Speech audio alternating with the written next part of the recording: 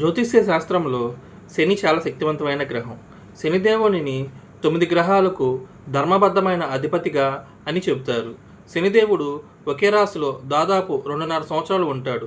శనిదేవుడు చలనం ద్వారా ప్రతికూల ఫలితాలు ఇస్తాడని భావించినప్పటికీ కొన్నిసార్లు ఆ రాశుల వారికి అదృష్టాన్ని, శుభ ఫలితాలను అందిస్తాడని అంటున్నారు.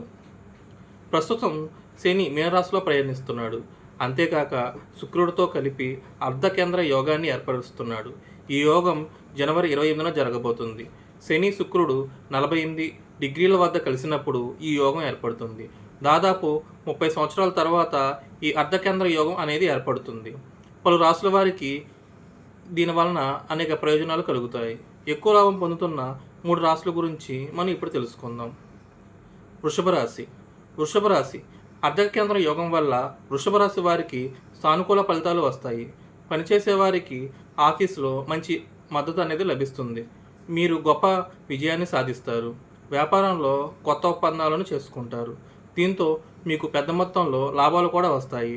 మీరు చేసే పనుల్లో విజయాన్ని కూడా సాధిస్తారు.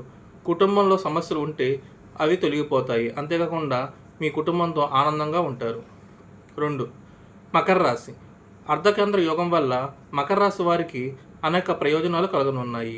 మీరు కెరియర్లో పురోగతిని సాధిస్తారు. మీరు అధిక జీతంతో కూడా ఉద్యోగాన్ని పొందే అవకాశం ఉంది. మీ కష్టానికి తగిన ప్రశంసలు, ప్రయోజనాలు, ఫలితాలు కూడా లభించే అవకాశం ఉంది. దీంతో మీకు మంచి పేరు, గౌరవం కూడా లభిస్తుంది. వ్యాపారులకు ఇది అనుకూల సమయం. మీరు అదనపు ఆదాయాన్ని కూడా పొందుతారు.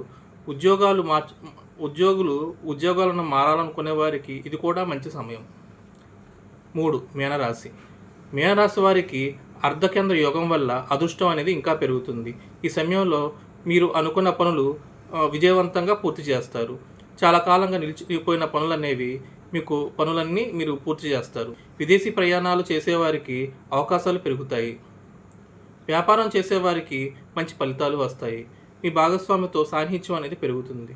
కుటుంబంలో ఆనందకరమైన వాతావరణం ఏర్పడుతుంది.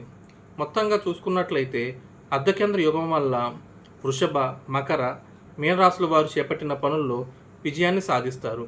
అంతేకాకుండా ఆశించిన స్థాయిలో డబ్బును కూడా సంపాదించే అవకాశం కూడా ఉంది.